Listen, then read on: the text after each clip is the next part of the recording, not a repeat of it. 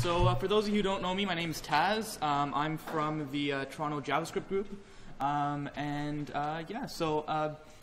If you don't know me, I've been developing on Mac for quite a while now. So about 5 years I've been all Mac.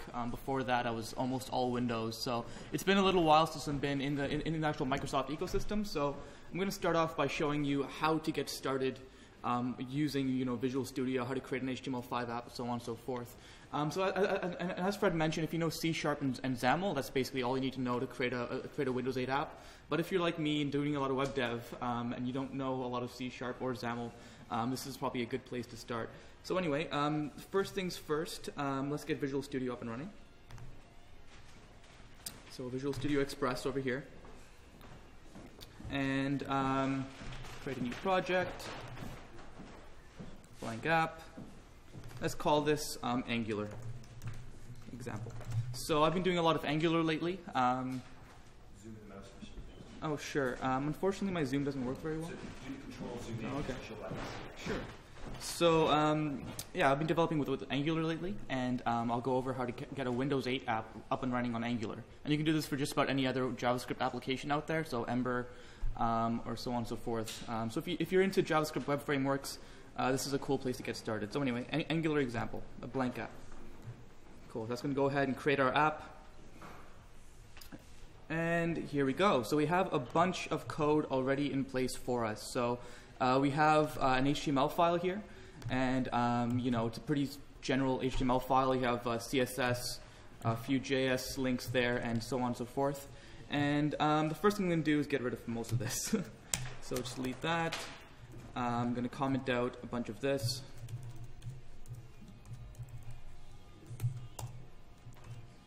Cool. So I'm not using a lot of that, and let's see if this still works.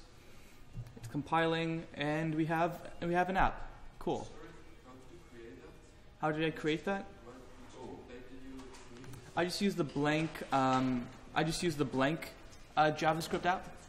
And yeah, just feel free to throw questions at me. I'm just going to be live coding this entire session, so just ask me questions as I go along, and I'll be happy to answer them.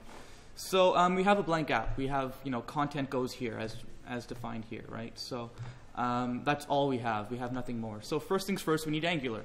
So let's go and download Angular. Oh.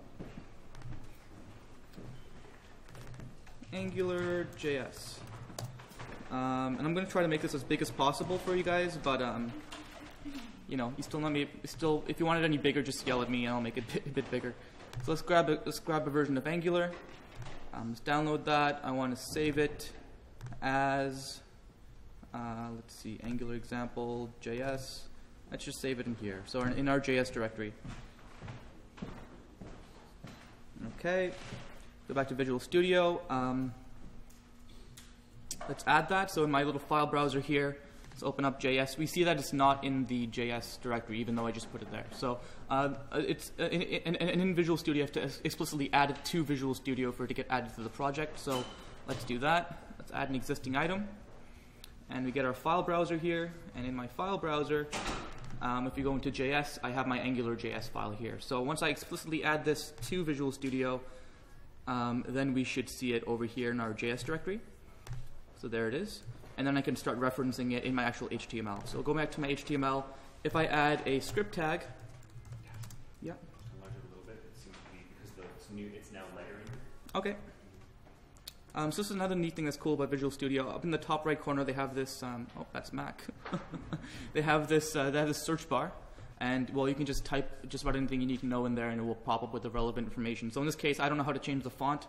So if I type in font, it brings me up how to change my font.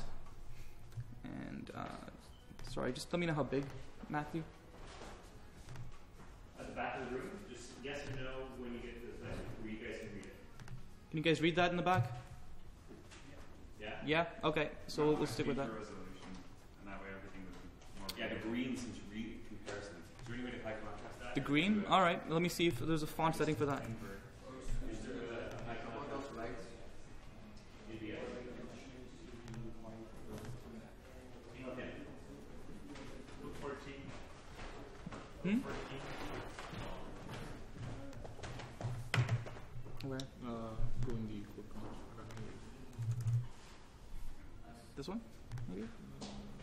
Theme light. For the Okay. lighting. Cool. And I'm going to change my font again. And then zoom. That one was mine. Thank you.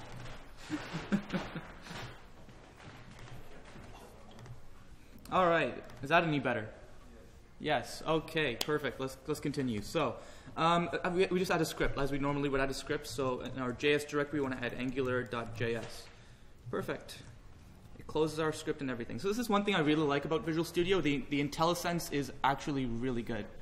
We don't get that in Vim or anything else that you may use, but the IntelliSense in Visual Studio I found for JavaScript was very, very good. It was actually auto-completing AngularJS for me, which was just awesome. So I'm going to get rid of this as well.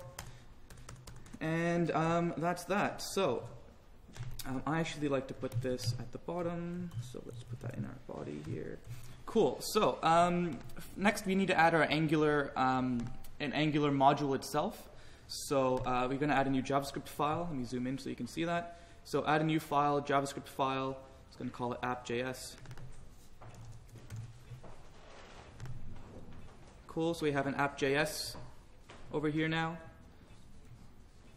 And this is just going to be var app equals angular.module. Let's just call this the example app. And if you need any help with AngularJS itself, I'm around all day. I'm also relatively experienced with Ember and Backbone. So if you guys want to use any of those JavaScript libraries to build your apps, just come find me, and I'll be glad to help you. Yes? A little bit about Angular itself? Sure. So Angular is it's a front-end JavaScript framework. It's built by Google. And it actually uses the MVVM model. So if you've built any Microsoft apps before, it's actually Microsoft sort of invented the MVVM model. So what that stands for is model, view, and then a view model. And as I said, if you built any Microsoft apps before, they basically made that model of making apps. So Angular is just another like application development framework using the same model, except it's just built by Google and it's built in JavaScript. So yeah, that's about it. What would be the difference between Angular and Backbone?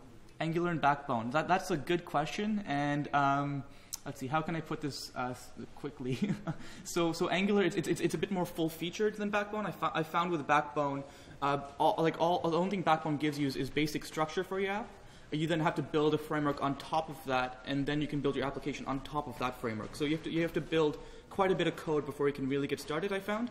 But Backbone itself it's actually very modular. You can build video games with it. You can build like quite a few different things as long as you build a framework that supports that and then your application, right? The thing about Angular is that it's a bit more full featured. So it gives you the base. It gives you sort of like that framework itself. So all you're really worried about is building your application on top of that. So a bit of background on Windows 8 and Angular. We actually got started with this when Paul LeBurge gave his talk at Toronto JS in January. So Paul gave a talk on Windows 8 apps in JavaScript. We had a talk on the Web Audio API, and we had a talk on AngularJS. So someone that attended that event said, "Hey Taz, can we build an app using AngularJS on Windows 8 and Web Audio platforms?" So I said sure. So at the next code retreat, we sat down and built a video game using Windows 8 and Angular, and that's where a lot of my experience with this is coming from. So it is definitely possible to build video games on Angular, but generally you just build a web app. Cool. But yeah, just come ask me questions later. I'll be around all day. Cool. So we have a simple app. Let's include that in our HTML file.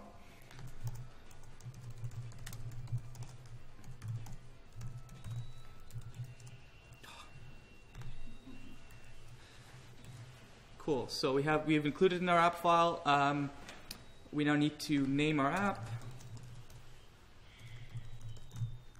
Cool. So in Angular, you define your template right within the HTML file itself. So that's an example of where we'd say use this app for this template. Next thing, we need a simple controller. So let's just create a section tag here. And this is going to be bound to a controller. And let's call this our test controller, for lack of a better name. Okay. And let's go ahead and define that. So I'm going to create a new folder for my controllers. Within that folder, I'm going to create a new item, which is going to be a JavaScript file. And this is going to be my test controller. Okay, and in my test controller, the app which I defined before, dot controller, with the name of test, has a scope.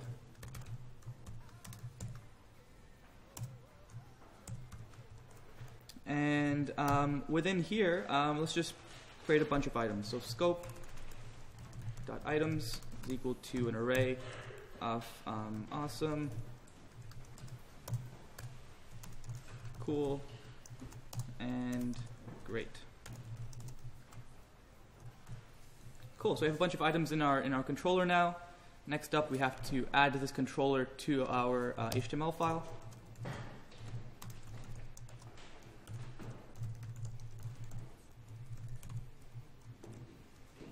And we can now go ahead and use the stuff that we defined on our scope of our controller in our template. So in here, let's create a unordered list and a list item. So as I mentioned, you define the template within the HTML itself in Angular. So here I want to repeat over each item in items. So going back to our test controller, scope.items, so this items matches this items. So it's basically a for in loop, but it's directly within our template itself. So in here now I have access to item, and that's it. So let's get that up and running. And oh, I have an exception. What does this say? JavaScript runtime error, unable to add dynamic content. The script attempted to inject dynamic content or elements previously modified dynamically that might be unsafe. So basically, Windows is saying, oh, you've tried to do some sort of unsafe operation. We aren't going to allow you to do that. So how do we get around that? And this is something I found particularly cool about Windows 8, is that like the amount of security that they place on the apps itself is quite high. They don't let you do anything that you shouldn't be doing. And you know what? They pointed us to the AngularJS file itself. So they're basically saying Angular is doing something unsafe. So how do we get around that? So fortunately for us, Microsoft has a way of telling, of us to tell them which parts of our JavaScript are actually unsafe. So the way that you would do that is msapp. This is what I mean by the IntelliSense. I'm not sure if you can see that there, but let me just zoom in for that. If I type M, like the IntelliSense automatically, I just need to type MS. I have msapp already. Dot, I can literally just browse down this list, and oh, we see exec unsafe local function. So let's use that. That accepts a function, and I'm just going to put all of AngularJS in this function. So I'm going to say it's all unsafe, and that essentially runs it in its own little sandbox. And we see that it also formatted everything properly within that function, which is kind of neat. So yeah, it's nice having this sort of editor behind you. Anyway, so we've told Microsoft that, hey, this entire block of code is unsafe. Let's try to run that now.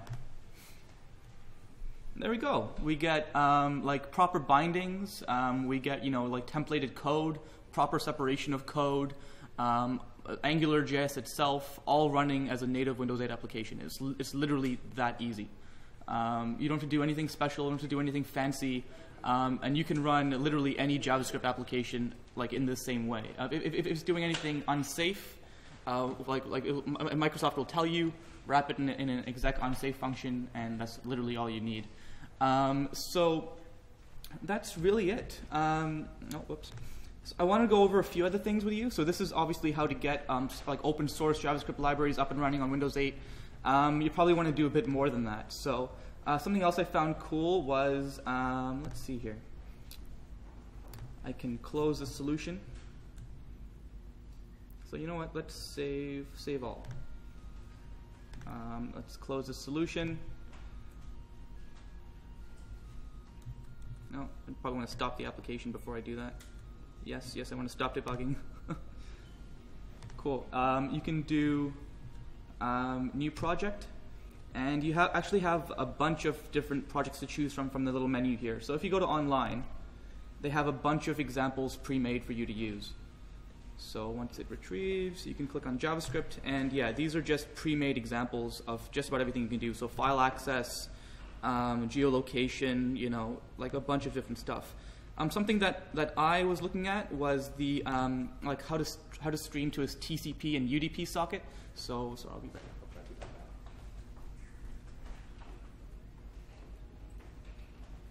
Something that we talked about at Toronto.js and HTML5 Toronto was how to control one of these drones using TCP and UDP sockets. So we actually made a Chrome app to do that, and I was hoping to port it over to Windows 8 for you today. I got 90% of the way, so I'm hoping to finish off the last 10% with you guys today. But anyway, the docs that I was looking at was the TCP and UDP sockets on Windows 8. So for example, if we type in stream socket in the search, we can pull up a stream socket sample in JavaScript. Let's go ahead and create one of those. So here, like Microsoft will literally just pull it over to my computer for me as an example, and we can run this. So I'm not sure if you can see that very well. Anyway, so there's a few different scenarios here. We want to start the stream socket listener, so we can start it on that port. So now it's started.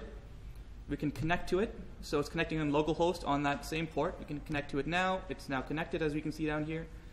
Send some data across to it. We've sent it and it's received. And we can close all of our sockets. So it's really that simple.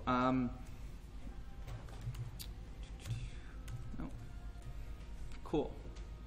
And all the code that they're using to do that is, you know, obviously all bundled in here. So connecting to a listener, what they are doing is creating a new Windows networking stream socket.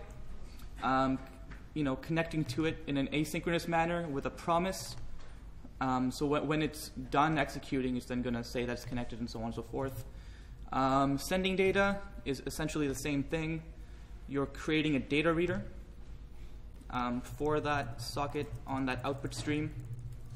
So socket.output stream.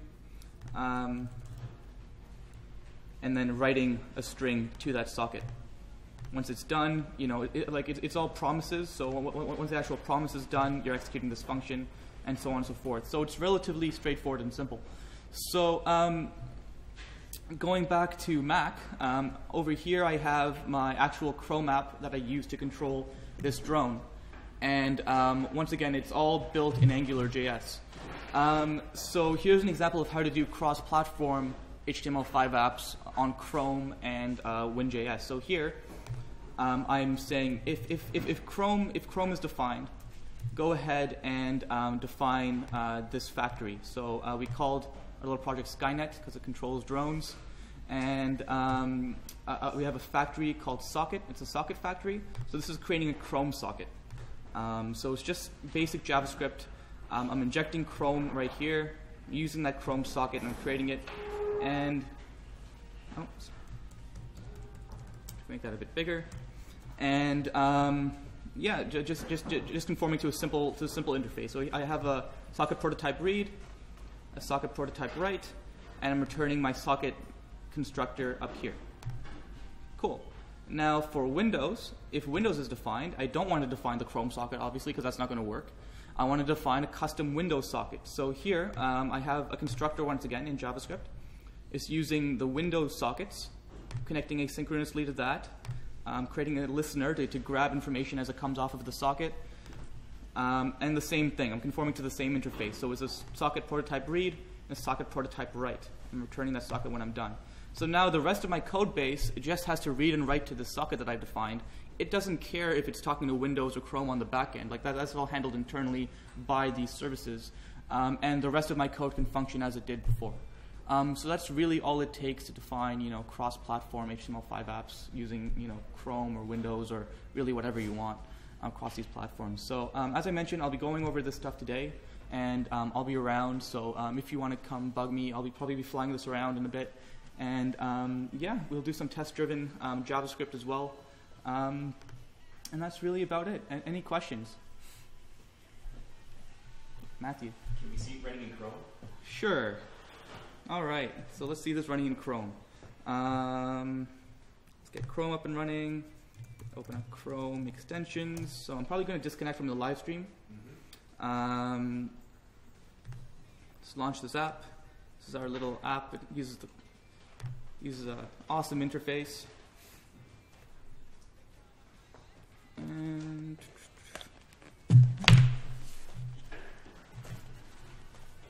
got to power it up.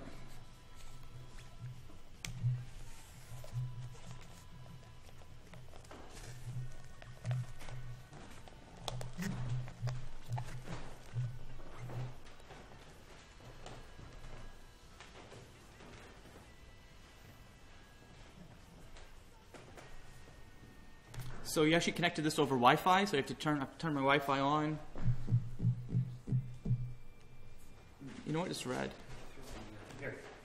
One of the wheels. Yeah, go ahead. Here. We broke one of the feet at the HTML5 event. Somebody flew into a tree or something.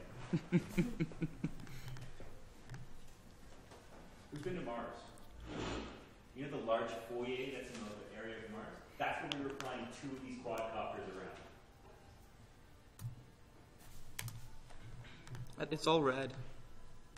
So when was this? Hmm? When was When was this? March 21st. first day spring? Sorry? It's the first day spring. Yeah, actually it was, yeah.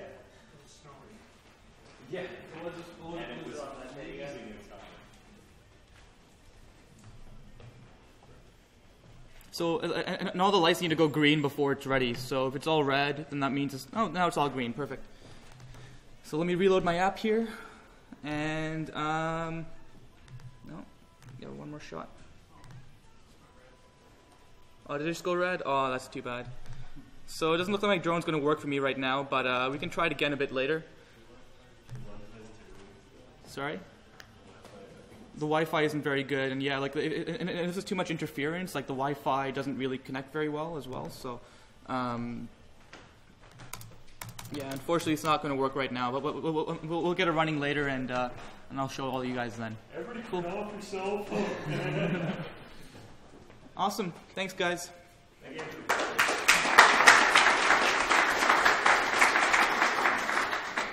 That's too bad.